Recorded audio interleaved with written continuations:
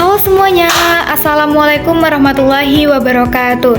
Sebelumnya izin memperkenalkan terlebih dahulu, nama saya Nirma Selaresita dengan NPM 246101110. Saya merupakan mahasiswi semester 2 Universitas Muhammadiyah Metro, program studi S1 Manajemen, Fakultas Ekonomi dan Bisnis.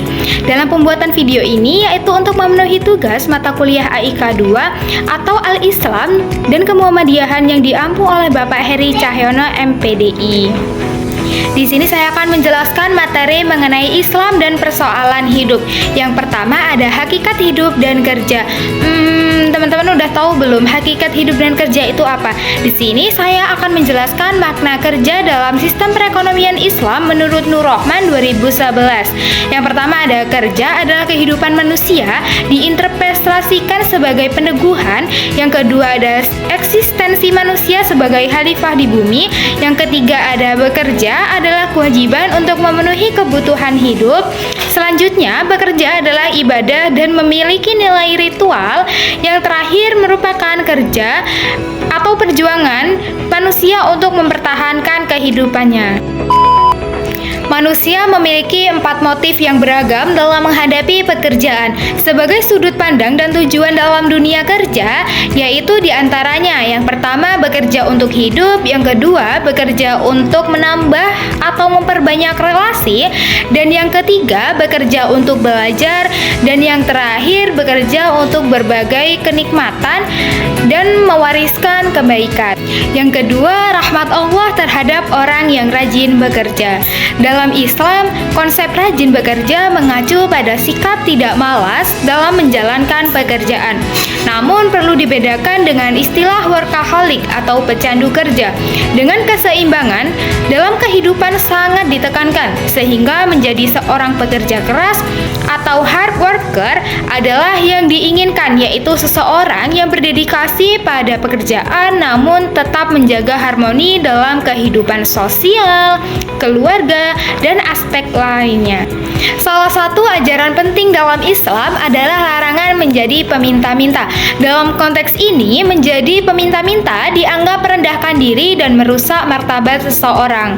Sebaliknya, dengan menjadi seorang pekerja keras, seseorang dapat mencari nafkah secara halal dan merasa bangga dengan usaha yang telah dilakukan. Yang ketiga ada akhlak dalam bekerja. Yang pertama bekerja dengan ikhlas karena Allah Subhanahu wa Ta'ala. Yang kedua melakukan pekerjaan dengan itqon, tekun, dan sungguh-sungguh. Yang ketiga menjaga kejujuran dan amanah dalam pekerjaan. Selanjutnya menjaga etika sebagai seorang muslim, tidak melanggar prinsip syariah, menghindari hal-hal yang meragukan, dan yang terakhir menjaga ukhuwah atau persaudaraan Islam. Untuk materi yang terakhir yaitu profesionalisme pekerja.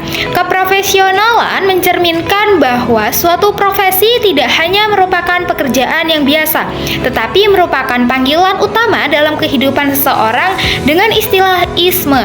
Dalam konteks ini merujuk pada pandangan hidup atau filosofi yang mengarahkan seseorang untuk selalu bekerja dengan sungguh-sungguh dan mempertunjukkan disiplin tinggi.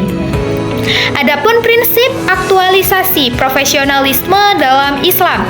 Yang pertama, bekerja harus dilaksanakan berdasarkan pengetahuan yang qualified atau kualifikasi. Yang kedua, pekerjaan harus diberikan sesuai dengan bidang keahliannya. Dan yang ketiga, dikerjakan dengan cara sungguh-sungguh. Dan yang keempat, tidak zalim, baik terhadap diri sendiri maupun orang lain, baik sebagai pimpinan atau karyawan. Materi yang dapat kita simpulkan bahwa Islam mengajarkan hidup dan kerja saling terkait, di mana manusia diciptakan dengan potensi untuk memahami kebaikan dan keburukan. Dalam konteks ini, bekerja bukan hanya untuk memenuhi kebutuhan, tetapi juga untuk meningkatkan kualitas diri dan mendekatkan diri kepada Allah. Manusia tidak hanya dituntut untuk mengejar kesenangan duniawi, tetapi juga harus mempersiapkan diri untuk kehidupan setelah mati. Ini mencakup tanggung jawab sosial, moral, dan spiritual. Itu tadi pemaparan materi dari saya. Semoga bisa bermanfaat buat teman-teman semuanya. Jika ada kesalahan dalam penyampaian atau perkataan, saya mohon maaf. Saya akhiri. Wassalamualaikum warahmatullahi wabarakatuh.